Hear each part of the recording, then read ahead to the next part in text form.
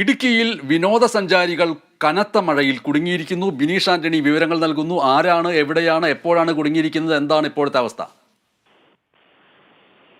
ഇന്നലെ ഉച്ചയോടെയാണ് ഈ കേസിനാസ്പദമായ സംഭവം ഉണ്ടാകുന്നത്. ഇന്നലെ 27 ജീപ്പുകളിലായി 40 പേരടങ്ങുന്ന കർണാടക സ്വദേശികളാണ് ഇന്നലെ ഈ പുഷ്പകണ്ഠം, അതായത് നെടുങ്കണ്ടം പുഷ്പകണ്ഠം നാലുമലയിൽ ഈ ട്രക്കിംഗ് വാഹനങ്ങളുമായി മുകളിലെത്തിയത്. ഇവരുടെ സ്വന്തം വാഹനങ്ങളിൽ തന്നെയാണ് ബാംഗ്ലൂർ കേന്ദ്രീകരിച്ച് വാട്സപ്പ് കൂട്ടായ്മയുടെ ഒരു ഓഫ് റോഡ് ട്രക്കിംഗ് ഗ്രൂപ്പാണ് ഇവിടെ എത്തിയത്.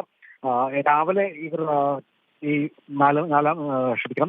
നാലുമലയിൽ കയറിയപ്പോൾ നല്ല വെയിലായിരുന്നു. മുകളിലെത്തിയപ്പോൾ നല്ലൊരു വ്യൂ പോയിന്റ് ആണ്.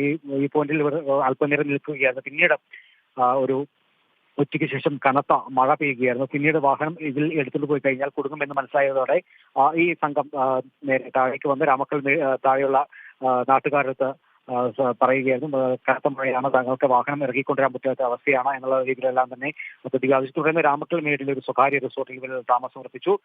ഇന്നും പുലർച്ചെ മഴ കനത്തതോടെ ഈ വാഹനം താഴേക്ക് കൊണ്ടുവരാൻ പറ്റാത്ത ഒരു സാഹചര്യം നിലനിൽക്കുകയായിരുന്നു. ഏതായാലും ഈ മേഖലയിൽ മഴ ഉണ്ടാകുന്ന സാഹചര്യത്തിൽ ഓഫ് റോഡ് ട്രക്കിംഗ് നിരോധനം ഏർപ്പെടുത്തിയിരുന്നു. ഇവിടെ വന്ന ഈ സഞ്ചാരികൾക്ക് ഒരു പക്ഷേ ഇത് അറിയില്ലായിരിക്കും. കാരണം ഈ ട്രക്കിംഗ് നിരോധനമോ ഒരു ബോർഡോ അത്തരത്തിലൊരു സൈൻ ബോർഡുകളോ ഇവിടെ സ്ഥാപിച്ചിട്ടില്ല. അതുകൊണ്ട് തന്നെയായിരിക്കാം ഇന്നലെ ഇവർ ഈ രാവിലെ തന്നെ ഈ പുഷ്പകണ്ഠ എന്നത്തെ നാലുമലയിലേക്ക് ഈ ജീപ്പുമായി കയറിപ്പോയത്. ഏതായാലും താർ പോലുള്ള ഓഫ് റോഡ് ജീപ്പുകളാണ് കയറി ചെന്നത്. ഏതായാലും ഇവരെ ഇപ്പോൾ റവന്യൂ വകുപ്പും പോലീസും സ്ഥലത്തെത്തിയിട്ടുണ്ട്. ഇവരെ താഴേക്ക് എത്തിക്കാനുള്ള നടപടി സ്വീകരിച്ചു. ഏകദേശം ജീപ്പുകളെല്ലാം തന്നെ താഴെ ഇറങ്ങിയെന്നാണ് നമുക്ക് അറിയാൻ സാധിക്കുന്നത്. ഏതായാലും ഇവർക്കെതിരെ നടപടി ഉണ്ടാകും. കാരണം റവന്യൂ ഭൂമിയാണ് ഇത്. ഇവിടെ ട്രക്കിംഗ് നിരോധനമുണ്ട്.